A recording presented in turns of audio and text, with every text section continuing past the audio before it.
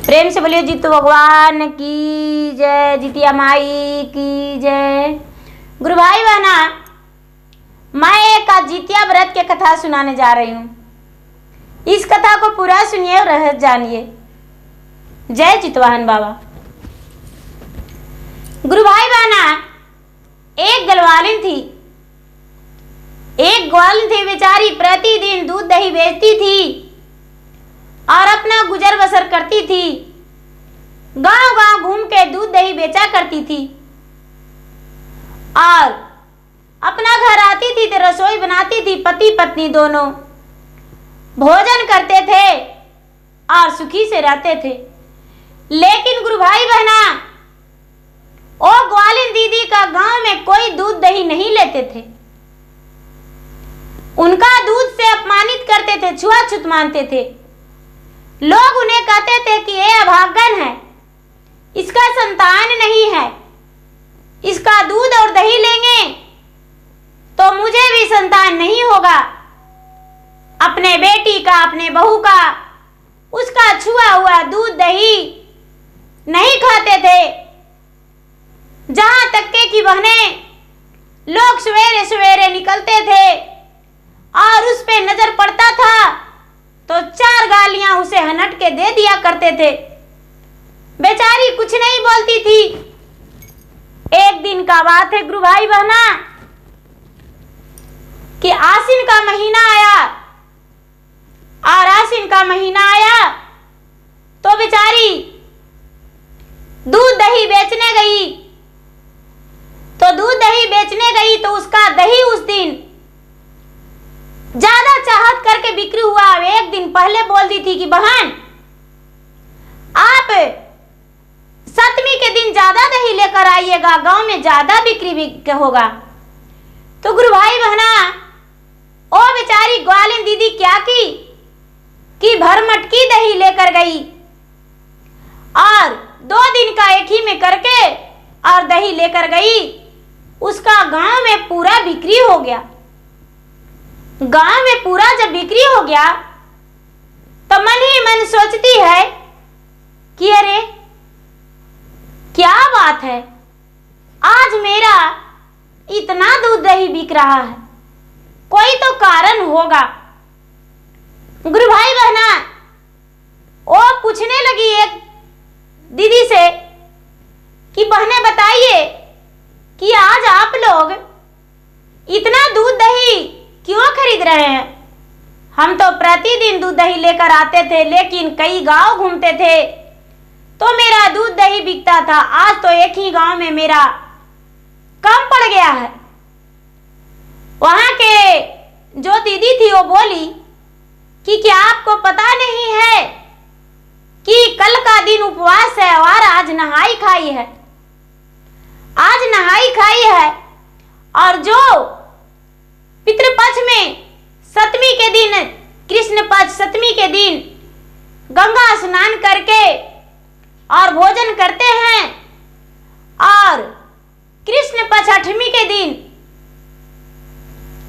पूरा दिन रात उपवास रहते हैं तो उनका संतान का लंबाई हो जाता है और उसका स्वास्थ्य अच्छा रहता है। भगवान उसका पुत्र या पुत्री का लंबी आयु कर देते हैं और जिनका संतान नहीं होता है उसका भगवान संतान दे देते हैं।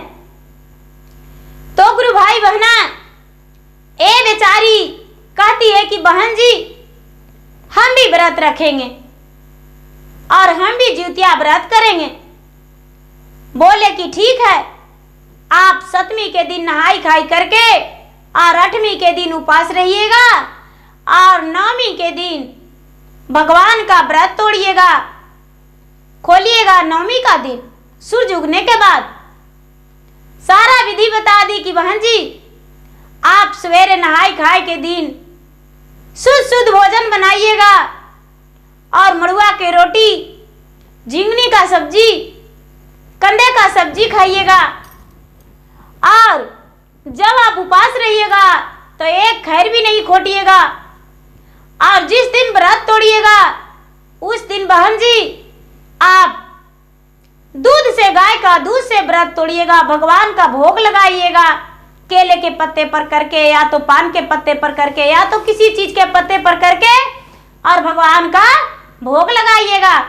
और भगवान आकर आपका भोग लगाया हुआ जेम कर जाएंगे और आपका मुखबरा आशीर्वाद देकर जाएंगे, जो कि आप पुत्रवान हो जाएंगे। बहने वो बेचारी ग्वालिन दीदी गई, मन में लगा ली और घर गई, और घर जाकर प्रेम पूर्वक गंगा स्नान करके और बेचारी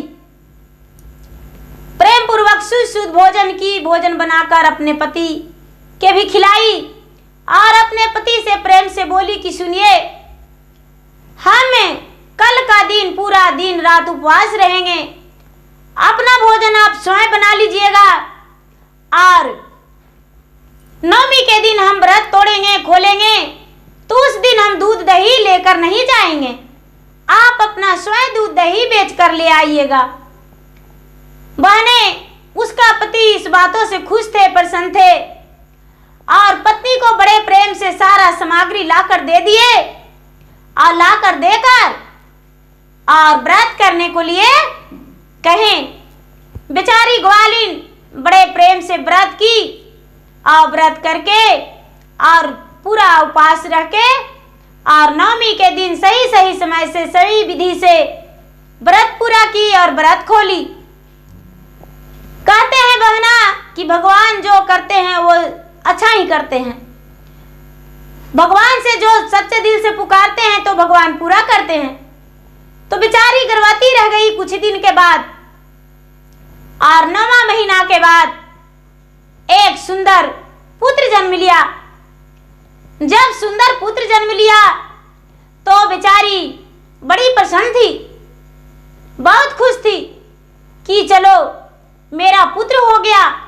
और दूसरा साल भी व्रत की, दूसरा साल भी व्रत की, वो बहुत प्रसन्न रही। बहने, तीसरा बार भी व्रत की, व्रत करने लगी। जब उसका बच्चा 3 वर्ष का हो गया, बेचारी ग्वालिन दीदी का, तो एक दिन अपने पति से कहती है कि सुनिए, सारा दिन तो सब कोई ब्राह्मण को बुलाते हैं और कथा सुनते हैं, आज क्यों ना आप मेरे घर बुला के ले आए और अपने आंगन में ही बैठ के और सब दीदी बहने को बुलाकर यहीं पर कथा सुनेंगे। जाइए ब्राह्मण को बुला लाइए, थोड़ा सीधा पानी लगा कर देंगे, क्योंकि मेरा बच्चा का 3 वर्ष हो गया है। गुरु भाई बहना सब उसका पति जो थे सबको बुला कर लाए। ब्राह्मण के घर गए बुलाने को लिए कि चलिए ब्राह्मण मेरे घर, आप मेरे घर बैठकर और कथा कहिएगा। बहन जी, इसका जो बच्चा था, पुत्र था, वो पुत्र हाथ में कड़े पहना हुआ था और पैर में भी उसका कड़ा था, गले में सुंदर एक सोने का चैन था, मां ने प्यार से बनाकर दी थी। उसका गले में चांद था जो भी उसके मामा ने बनाकर दिए थे। और इसके पिता जब गए ब्राह्मण के घर, तो ब्राह्मण के घर गए कथा कहानी कहने को लिए। माँ उपास थी उस बच्चे की, और ब्राह्मण का जाकर बोले तो ब्राह्मण बोले कि तो ठीक है, जाइए, हम आएंगे। इतना कहकर बेचारा ग्वाला घर लौट गए। इन्हें नहीं पता था कि मेरा बच्चा मेरा पीछे पीछे आ रहा है। और गए और लौट आए, इनका बच्चा वहां पर बैठकर खेलने लगा। बैठकर खेलने लगा। ब्राह्मणी घर से निकली तो सोचती है कि अरे ये बच्चा किसका है। बच्चा का हाथ में कड़े है, पांव में भी इतना सुंदर कड़ा है, और गले में सोने का चैन, गले में चांद। इस बच्चा के यदि हम खोल लेंगे तो बहुत अच्छा रहेगा। गुरु बहना, वो ब्राह्मणी, निर्दयी ब्राह्मणी ने क्या किया कि बच्चे के मुंह दबा दिया और गले का कड़ा खोल ली, चैन खोल ली, चांद खोल ली, हाथ का कंगन खोल ली और पांव का उसका कड़ा खोलकर, जो हाथ में कड़ा था पांव में कड़ा था सब खोलकर और रख ली और बच्चे का एक बोड़िया में बांधकर और घर से निकल गई। ब्राह्मण जो थे, ब्राह्मण इस बात से अनजान थे। ब्राह्मण ने चले गए कथा सुनाने और कथा सुना रहे थे। ब्राह्मणी राह देख रही थी कब मुझे मौका मिले कि इस बच्चे को हम फेंक लाऊं तालाब में, नदी में, और बोड़िया में बांध के और नदी में ले जाकर फेंक दी। फेंक कर लौट रही थी ब्राह्मणी कि सारा लोग, बेचारी ग्वालिन भी जिसका बच्चा था वो भी उसी समय स्नान करने गई नदी में और बोड़िया जो था बोड़िया छपला गया। बच्चा मरा नहीं था, बच्चा जीवित था, लेकिन बच्चा बेहोश हो गया था बांधा हुआ। बच्चा बेहोश हो गया था। नदी में पानी जाते ही उसका मुंह में नदी का पानी जाते ही बच्चा का होश आ गया और होश आते ही बच्चा बोड़िया में चिल्लाने लगा। बहने बोड़िया में चिल्लाने लगा। सारा लोग कहने लगे अरे कहीं लगता है बच्चा रो रहा है।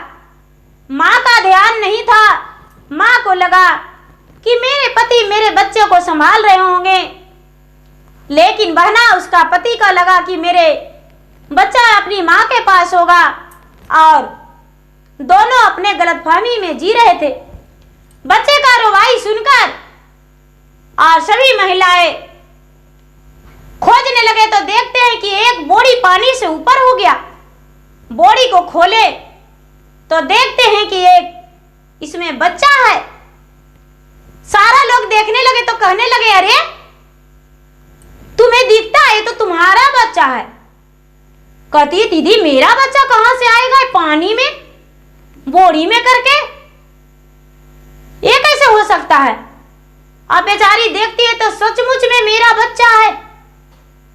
बहने वो तो जितिया भगवान के हाथ जोड़कर प्रणाम करते रही है, भगवान से विनती कर रही कि हे भगवान, आखिर सब लोग व्रत किया था अपने बच्चे की दीर्घायु के लिए, और क्या हम व्रत किए थे अपने बच्चे को बलिदान के लिए, जो मेरा बच्चा इस जल में मिला। सारा लोग कहने लगे बहन जी ऐसा बात नहीं है, आपका पुत्र का भगवान जीवन दान दिए हैं जितवाहन महाराज। यदि ऐसा करना होता तो आपका बच्चा जीवित नहीं रहता। आपका जितिया का प्रभाव से आप जो खैर जितिया किए हैं इसी कारण आपका बच्चा जीवित है। आपका बच्चा का कुछ नहीं हुआ। यदि आपका बच्चा आपसे दूर हो जाता तो क्या आप जी पाते। ऐसे भी आपका 12 वर्ष के बाद आपका एक पुत्र हुआ। वो बेचारी ग्वालिन कहती है कि बहन जी मैंने तो बच्चा जन्म लेने से पहले जितिया व्रत किया था और भगवान जितवाहन महाराज मुझे जितिया व्रत के प्रभाव से कृपा से मुझे पुत्र दिए हैं। सारा लोग कहने लगे आखिर ऐसा कैसे हुआ। अब पूरा गांव में हाहाकार मच गया। पूरा गांव में हाहाकार मच गया। बच्चे के हाथ में देखते हैं कि कड़ा नहीं है, पैर में कड़ा नहीं, गले में चैन नहीं, चांद नहीं, ये सब कैसे हो गया। 3 वर्ष का बच्चा था, थोड़ा तो बोलता था। उसके पिता पूछने लगे बेटा तू कहां गया था, चलो बताओ। बहने अपने पिता के अंगुली धर के और जो बच्चा था, बच्चा ब्राह्मण के कहते हैं कि पाप द्वार पे छाता है तो गरज गरज के पुकारता है। वो बच्चा जो था, बच्चा अपने पिता के हाथ धर के और उसी ब्राह्मण के द्वार पे लेकर चले गए। लेकर चले गया बच्चा और ब्राह्मणी को बताया। बच्चा तो ज्यादा बोलता नहीं था लेकिन फिर भी उतना ज्ञान था। ब्राह्मणी को बोले, कुछ व्यक्ति और जुम गए, कहने लगे कि ऐसा आप क्यों किए। ब्राह्मणी संकोच में पड़ गई, कुछ नहीं बोली। बहुत कहने पर ब्राह्मण दो देवता थे, वो भी बोले कि आखिर बच्चे से क्या दुश्मनी था, तूने ऐसा क्यों किया? ए बेचारी अभागन के 12 वर्ष के बाद एक पुत्र हुआ है और उसे भी तू नदी में फेंक आई। ब्राह्मणी डरते डरते बोली, महाराज मैं क्या बताऊं, मैं लालच में पड़ गया था।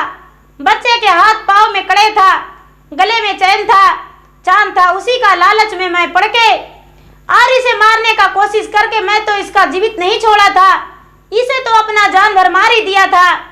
और आप जब कथा सुनाने गए तब हम इसे नदी में फेंक आए। ऐसा सुनकर सारा लोग अपने सीने पर मुक्का मार के कहते कि हाय रे कठोरता, क्या आपका संतान नहीं था? थोड़ा सा भी दूसरे का संतान मारने में दर्द नहीं हुआ? ब्राह्मण कहने लगे कि हे जितवाहन भगवान, मुझे क्षमा कर दीजिए, इसमें मेरा कोई कसूर नहीं। आज अपने पुत्र और पुत्री के लंबे आयु के लिए मां व्रत करती है, लेकिन एक मां ऐसी कसाई निकली कि दूसरी बच्चे को मार डाली। इसका सजा इसे मिलना चाहिए। गांव वालों से कहा कि ब्राह्मण ने अपने पत्नी को त्याग कर दिए। ब्राह्मण की पत्नी अपने गांव अपना नगर छोड़कर चल दी। ब्राह्मण देवता बिल्कुल अपने बच्चे के साथ रहने लगे, गांव वासियों के साथ रहने लगे। और गांव वालों ने कितना हो ब्राह्मण को इससे क्षमा मांगे कि इन्हें माफ कर दिए, दोबारा ऐसा नहीं करेंगे, लेकिन ब्राह्मण नहीं माने। वो कहने लगे कि जो दूसरे को पुत्र देखकर चले, भला उसे हम कैसे स्वीकार सकते हैं? नहीं। और ब्राह्मण ने त्याग करके अपने पत्नी को अपना घर में रहने लगे। गुरु भाई बहना, अपना पुत्र अपना पुत्री से ज्यादा प्यार दूसरे को देना चाहिए, क्योंकि अपना पुत्र सारा समय मेरे पास रह रहा है, लेकिन थोड़ा सा लाड प्यार दूसरे को बच्चे को दे देंगे तो क्या मेरा बच्चा का लाड प्यार कम जाएगा? नहीं, उस बच्चा से प्रेम बन जाएगा। तो गुरु भाई बहना, सबसे पहले तो जिस दिन आप उपवास है कोई भी व्रत करते हैं, छोटा से छोटा व्रत, बड़ा से बड़ा व्रत, किसी को बच्चे को डांटना नहीं चाहिए, मारना नहीं चाहिए, गालियां नहीं देना चाहिए व्रत किए हुए भर में। तो गुरु भाई बहना, मेरा वीडियो अच्छा लगे तो इसे लाइक कीजिए, शेयर कीजिए, सब्सक्राइब कीजिए। मैं इंस्टाग्राम पे भी हूँ, मैं फेसबुक पे भी हूँ। मेरा फेसबुक पे फॉलो कीजिए, इंस्टाग्राम पे फॉलो कीजिए, लाइक कीजिए, शेयर कीजिए। धन्यवाद।